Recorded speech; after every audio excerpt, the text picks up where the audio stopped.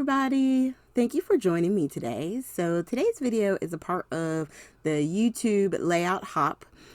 We do this once a month. It's usually the last Saturday of the month. And this month's challenge is to do, I think it was paper piecing, and it had to be about our pets. So I don't have any pet currently, but I did have a cat who passed away a couple of years ago. So that's who I'm going to be scrapping, because she's the only one I have pictures of.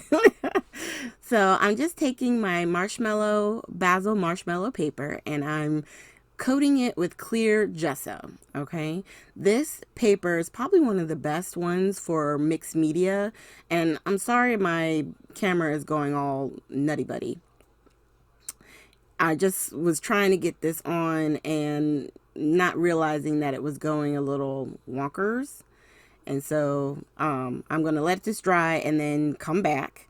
And then we're going to be using the Lindy's Magicals on with the stencil there. And I'm going to use this light paste. So we're going to do a little bit of layers. Oh, and this is my paper piecing.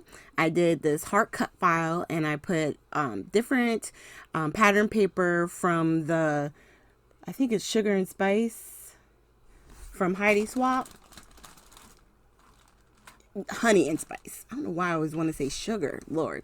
So I went off camera, cleaned my brush, and I wanted to make sure this was completely dry before I started adding on the embossing paste. Now this light paste is really nice if you're not wanting anything too rough or too coarse. You know how they have the textured paste and all that different stuff. Well, this one is super, it's light and it's fluffy. It's, yeah.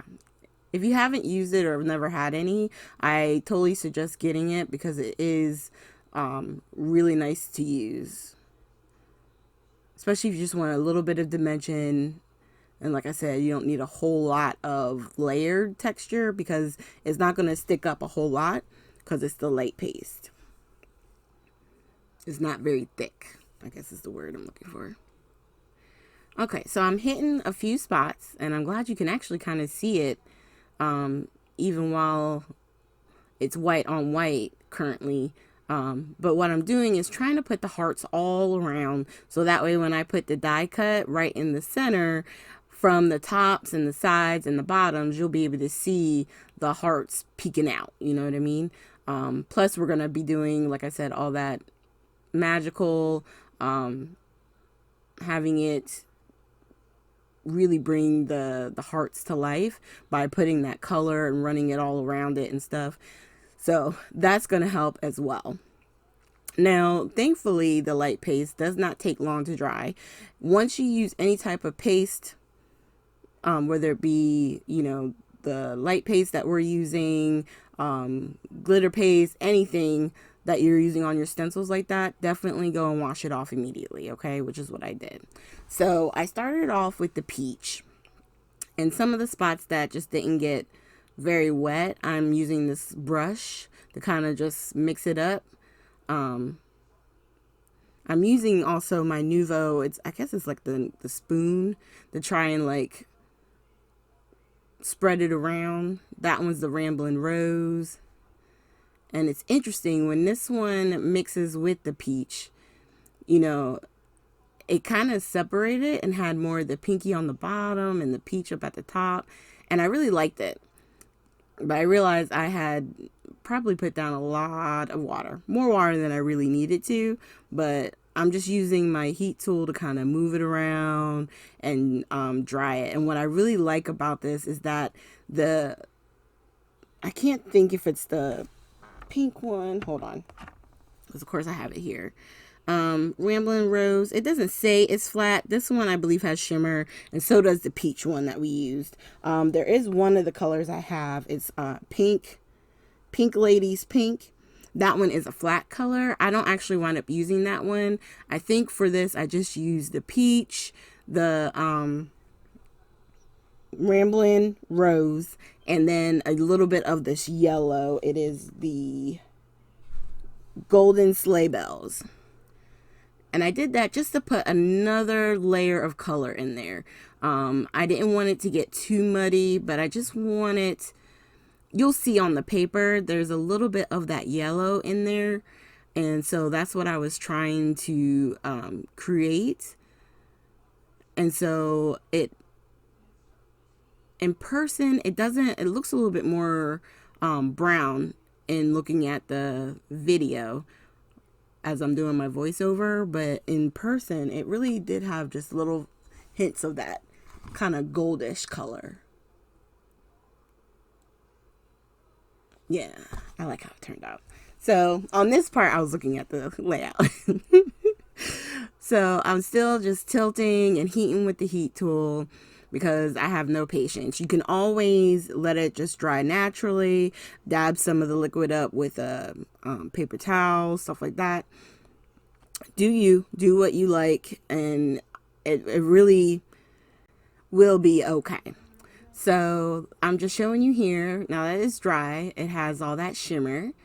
And it does have like these gold flakes in it. So that's going to tie into what we do later. So now I'm just putting down a whole bunch of foam tape. Now I get the kind that already has the adhesive on the back side. So normally I would tape it up and put the non-tape side down first and then just peel off all my backings, and it's already got the sticky. This particular time I was like, I just want to get this down and I don't want it to stick right away. So, cause I want to figure out my placements and stuff like that. So I'm just laying, cutting stripes or strips and, putting down pieces all over. So that way it's nice and even.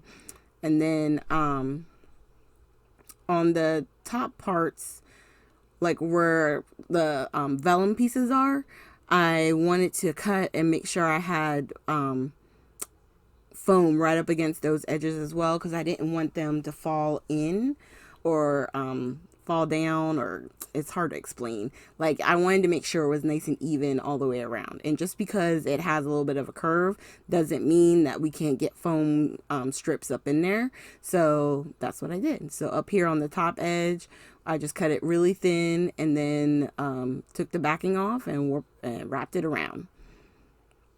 And we're going to do the same thing on the other side, except it can be a little bit wider because, you know, it's a little bit wider section.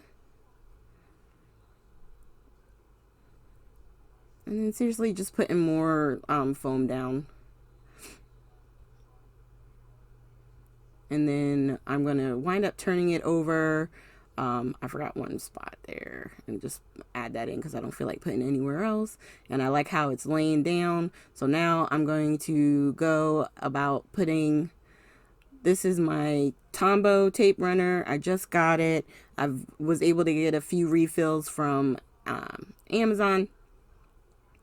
Because it looks like it's basically a little new tape system than from the ones that you would get at like the box stores. So I wanted to fill up so that way I would have some refills. And then on that, I just had to use my pen. It got a little stuck. I think it's because I had it open at one point. So now with this, I'm just going to press it down. Some of the glue wanted to ooze out. It's not a bad deal. The art glitter glue does dry clear. Sometimes if you hit it at the right angle, it might be a little shine to it, but it'll be okay. So I'm going to set that to the side for a moment, and I'm going to cut down my photo some more and put a mat around it. So I wind up making my photo, I want to say I made it, 3 7/8. Yeah, 3 7/8. I think I said that really weird. 3 7/8 by 3 7/8, so that my paper, I could cut it at 4 by 4, and I would have an 1/8 of an inch border all the way around. And that's gonna, and I think I picked the brown only because there's some browns in the paper collection itself, and I felt like it was a good way. I think black would have been too stark, and I didn't want that type of contrast, at least not around the photo itself. All right, so I know that's gonna go there, and I'm going to also just kind of lay out a few items.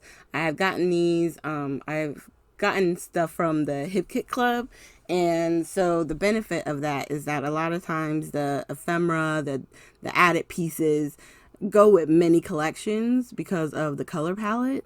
Some of the pinks on here are probably a little more on the pinky side, but it didn't bother me. You know what I mean? And I really didn't have anything else to kind of go with this collection, to add for the layers and stuff. But I think doing this, adding some wood pieces that was from another collection, the hearts and the flowers, we're going to add some gemstones, you know, just a little bit of different elements as far as it being some wood, some obviously with the papers. I was going to use that big heart, but I didn't have anywhere to really put it. Plus, I have some circles I'm going to put down. So my initial laydown, I decided to grab my phone and take a picture. And this is something that I do a lot of when I'm not using, you could also use the press and seal, put it down and grab everything up from where it is.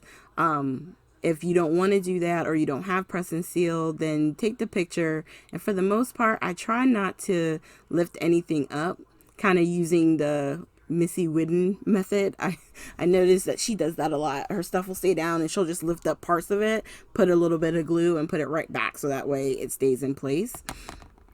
And that it does work. Mine inevitably wind up turning out different because the stuff that I do move out the way, I wind up putting in a different spot. But for the most part, the items on the bottom and how everything is flowing with my cat in the picture, it turns out how I photographed it. And I had it just sitting right in front of me, so while I was gluing stuff and putting stuff down, I could see. And it's definitely a good idea to use the wet glue, because since I used the clear gesso, and then we have the embossing paste and stuff like that, you're going to need that to make sure you get good adhesion and it doesn't lift up off of the page. And then I'm going to put some foam beneath this flower edge, so that way it's kind of lining up with the photo. And then I'm just going to press down, and then we can add some of the other elements that tuck underneath, and then also just kind of add to the cluster that we're creating around this heart. And we're laying that down. I was going to put something up there because it looked like something got on my photo, or like I scratched it or something. It was weird. So in order to fix that, you'll see I'll put a sticker on it later, because I decided to move that flower from being up there. I put it on the side instead. I said that really country. I said up there. All right, so I'm laying down my hearts, the flowers, the wood pieces. And then I'm grabbing this sticker here, which says, I have it right here in front of me, I don't have to guess, favorite spot, which was her favorite spot, right on the end of our chaise on the sofa. And then the yellow one I'm putting, it says, remember this. And then at the bottom, I put R for relax. Making sure to put it in a grouping, like a sort of like a triangle. So that way there's 3 items. And then on each of the wooden flowers, I'm going to put one of these gemstones in different colors. I did a pink one, a gray one, and now we're going to do this yellowy one. And I moved that flower because it was annoying me, getting in my way. And for whatever reason, it wasn't sticking. So I put a little tape down and some more glue, and then pressed it. And hopefully, it's not moving anymore. Nope. It's not going nowhere. All right. So I'm just putting a few more dots of glue and then laying down some of the gemstones, creating like little 3 clusters. One on the left, one up here on the upper right. And then I think that's it for those. And then I was trying to figure out for my sentiment. I knew at one point I was going to put Sweet Leia because her name was Laya, which is the end part of my name, which is Tanta Leia. So I kind of named her after myself. But I didn't have enough A's in my favorite black thicker sheet. I only had the one. And I'm like, I need a Laya.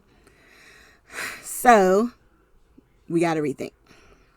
I was looking, I thought I had some pink glitter.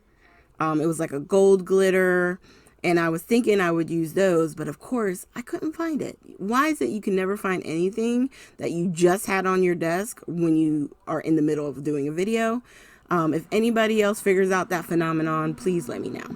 All right, so I start looking through one of my kits that I just got. I want to say it was either the was it the February kit? It might have been the February kit for Hip Kit Club. And they had on their best friend. And I thought, you know, I could do sweet friend.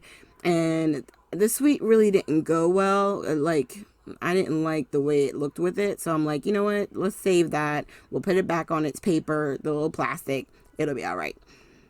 And let's just use best friend.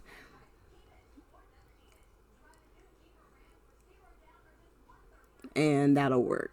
And then I already know because of the gesso, these aren't sticking down. So I have opportunity to kind of move it around. And then I place 3 hearts from it around the cluster as well. So then that way it ties in that gold color because it's a little bit, in the paper collection, it's almost like a rose gold. But I don't have any rose gold stickers or thickers and stuff like that. I wish I did. Hopefully they'll be making some so that way we can get more of those. Or if you know where I can get those, just leave a comment down below. And then I'm gluing down each of the letters for best. And then I'm going to flip this over and as gently as I can, just put some glue all around the word friend because I want to make sure it stays and doesn't come off. And then I just lift up that little flower and put the D down. And then I'm grabbing my picker upper tool there and putting down the I, the dot for the I. And then that is the cluster, the layout. So at the end, my plan, of course, as always, is to do splatters because it's what I like to do to finish off a project. I tried to do the Delicata ink, spray a little water on a block and like use it, but it almost thinned out. It's there, but it doesn't really stand out the way I want the splatter to. So I decided to grab some gold. It's an antique brass from Ranger from the Distress Spray Stains.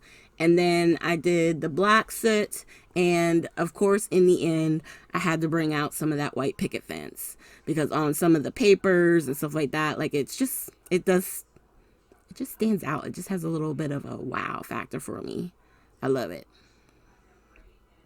And then there is the final project. So you can see some of the embossed hearts sticking out.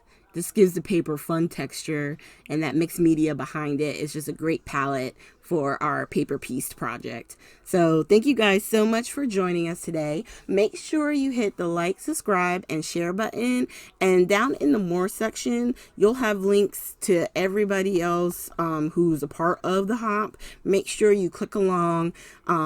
Definitely comment on everybody's projects and like and subscribe to their channels. These ladies are very talented. They have some great videos, some great projects to share, and you know, there's enough room for all of us here in the crafty community. So thank you guys again. Enjoy, and I hope you have a great day.